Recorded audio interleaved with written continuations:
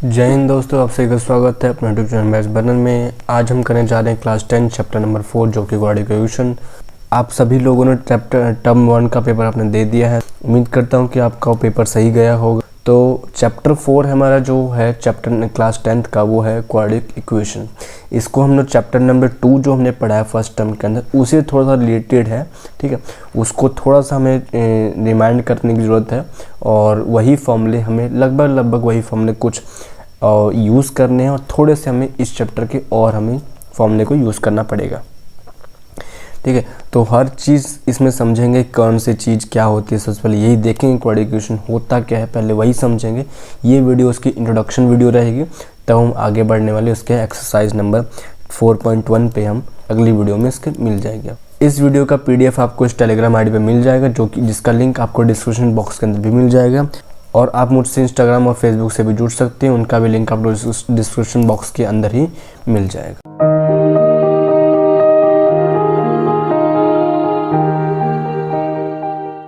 तो देखिए, सबसे पहली चीज़ बात तो यही है कि क्वाड्रेटिक इक्वेशन होती क्या है ना। तो अगर हम लोग जैसे चैप्टर नंबर 2 में हमने पढ़ा है क्वाड्रेटिक इक्वेशन क्या होती है, तो हमने ये पढ़ा था उसके अंदर ऐसा कोई भी इक्वेशन जिसकी डिग्री 2 हो, क्या हो, जिसकी डिग्री क्या होती है जी, डिग्री हमने पढ़ी थी। डिग्री जिसकी भी 2 हो उसको हम लोग क्वाड्रेटिक इक्वेशन कहते हैं। पहले तो ये समझ लेते हैं, इसको लिख लेते हैं। पहले तो जिसकी भी डिग्री 2 हो उसको हम क्वाड्रेटिक इक्वेशन कहते हैं। हमने ये चीज़ हमसे पढ़ लिया है। डिग्री होती क्या है? डिग्री क्या होती है कि किसी भी इक्वेशन का जो हाईएस्ट पावर होता है, क्या, हाईएस्ट पावर, किसी भी इक्वेशन का जो हाईएस्ट पावर कहलाता है वो कहलाती है डिग्री। और जिसकी भी डिग्री 2 होगी वो होगा quadratic equation. Let's take an example. एक एग्जांपल लेके समझते रहे। अगर मैं कहूँ कि x² + 5x + 6, तो क्या ये क्वाड्रेटिक इक्वेशन है? तो यस है। ये कैसे कह सकते हैं जो, इसलिए ऐसे हम लोग इसको ऐसे कह सकते हैं क्योंकि इसका जो पावर है, यहाँ पर अपने पास पावर क्या, 2 है। इस x के पास पावर क्या, 1 है। तो हाईएस्ट पावर कितना आया, 2 आया। तो क्योंकि इसका हाईएस्ट पावर 2 आ चुका है, इस वजह से हम लोग क्या कहेंगे, इस इक्वेशन को हम लोग कह सकते हैं कि ये क्वाड्रेटिक इक्वेशन बनेगा। तो इसके ऐसे हम लोग और भी तरीके हम समझ सकते हैं ऐसे। और इसका एक फिर स्टैंडर्ड फॉर्म होता है। हम इसको और एग्जाम्पल समझेंगे अभी थोड़ा सा और बेसिक से, थोड़ा सा भी एक बार अलग, थोड़ा सा टॉपिक अलग लेते हैं एक बार। इसका स्टैंडर्ड फॉर्म क्या होता है? किसी भी क्वाड्रेटिक इक्वेशन का जो स्टैंडर्ड फॉर्म होता है वो ये होता है कि ax² + bx + c, जहाँ पर कि जो a, b और जो c होते हैं, a, b and c are coefficient, ये सभी के सभी कोफिशिएंट होते हैं। एंड c तो बेसिकली कांस्टेंट होता है। इसको a एंड b को हम कोफिशिएंट कह सकते हैं एंड c जो होता है ये कांस्टेंट होता है। ये थोड़ा सा गलत हो गया हमारे से। तो a एंड b जो कोफिशिएंट हो जाएगा एंड c आर कांस्टेंट कहलाता है। तो ये सभी के सभी एक वेरिएबल हो सकते हैं, कुछ भी मीन्स न्यूमेरिकल वैल्यूज़ हो सकती हैं, ठीक है। तो ये हमारे स्टैंडर्ड फॉर्म में हम लोग गिन सकते हैं। अब ज़रा देखते हैं कुछ एग्जांपल जिससे कि इनको हम लोग कह सकते हैं कि हाँ ये क्वाड्रेटिक इक्वेशन है और कैसे ये वाला नहीं है। पहचानते कैसे हैं वो देखते हैं सबसे पहले। देखिए, हमने ये अभी पढ़ा है कि कोई भी क्वाड्रेटिक इक्वेशन होगा तो उसकी डिग्री जो होने वाली है वो 2 होने वाली है। यही हमने पढ़ा है अभी है ना। तो हम लोग कुछ एग्जाम्पल इसके लेके समझते ज़रा। अगर मैं ये कहूँ कि 5x + 4, क्या ये क्वाड्रेटिक इक्वेशन है या फिर नहीं है? ठीक है, हम लोग बस यहाँ पे यस और नो में जवाब देंगे। तो क्या ये क्वाड्रेटिक इक्वेशन है या नहीं है? अब क्यों, क्या पहले तो समझते हैं कि ये है या नहीं है। तो ये नहीं है। क्यों नहीं है जी? इस वजह से नहीं है क्योंकि x के ऊपर जो पावर है वो 1 है, क्योंकि यहाँ कुछ नहीं तो 1 कह सकता हूँ। और इस पूरी इक्वेशन का हाईएस्ट पावर क्या हो गया, 1 हो गया। डिग्री इसकी 1 हो गई। डिग्री 1 हो गई तो क्वाड्रेटिक इक्वेशन नहीं होगा। इसका मतलब आंसर इसका क्या हो जाएगा, नो हो जाएगा। और एक एग्जाम्पल लेते हैं। अगर मैं ये कहूँ कि 5x² + 7 हो, इसमें क्या चीज़ होगा, ये होगा कि नहीं होगा जी? तो देख लेते हैं। अभी इसकी x का पावर क्या है, 2 है। और क्योंकि इस इक्वेशन का डिग्री क्या हो जाएगा, 2 हो जाएगा। इस वजह से हम लोग कह सकते हैं कि yes it is a quadratic equation, ठीक है, इसको हम लोग कह सकते हैं बिल्कुल आसानी से। एक और जरा एग्जांपल्स लेते हैं। मान लेते हैं कि हमने कहा x upon 1 plus 2/x is equal to 0। ये हमने एक इक्वेशन को ले लिया। क्या ये क्वाड्रेटिक इक्वेशन है कि नहीं है? तो देखिए, हमको ऐसे नंबर्स को हम लोग ऐसे इक्वेशन को ऐसे नहीं बता सकते। एक फ्रैक्शन में हमें एक इक्वेशन दे रखी है, तो इसको हम पहले सॉल्व करना पड़ेगा। तो हम क्या कर सकते हैं, इसको हम लोग x कॉमन एलसीएम लेंगे, और एलसीएम को जब सॉल्व करें तो x² + 2 इज इक्वल टू 0/1 ले सकता हूँ। और जब हम इसको कैलकुलेट करेंगे तो x² + 2 इज इक्वल टू 0 हमारे पास बन जाएगा। तो क्योंकि इस इक्वेशन की भी डिग्री 2 ही आ रही है, दिख रहा है कि यहाँ पे 2 आ रहा है इसका डिग्री, तो yes it is also a quadratic equation. तो ऐसे हमें पहचानने की ज़रूरत पड़ेगी। तो बस हमें ये देखना है कि उस इक्वेशन में डिग्री कितनी आ रही है, हाईएस्ट पावर कितने का है, उसके हिसाब से हम कह सकते हैं कि हाँ वो है या फिर नहीं है। बहुत सिंपल सा तरीका है इसका। हमें कुछ और चीज़ें समझनी है इसके अंदर, जैसे कि हम लोग मान लेते हैं कि अपने पास ना इसके जो रूट्स होते हैं, रूट्स के बारे में ज़रा देखते हैं ना। रूट्स हमारा छूट गया था, रूट्स के बारे में जानते हैं। रूट्स क्या क्या इसमें हम जानते हैं, जितनी ही डिग्री होती है उतने इसके रूट्स होते हैं। किसी भी इक्वेशन की जितनी डिग्री उतने ही रूट्स होते हैं। तो यहाँ पे हम लोग कह सकते हैं इसका रूट्स हो जाएगा 2 का, जो कि कहलाएगा, एक का नाम अल्फ़ा होगा, एक का नाम बीटा होने वाला। तो अगर हम लोग ये कहें कि सम ऑफ रूट्स का फॉर्मूला क्या होता है, सम ऑफ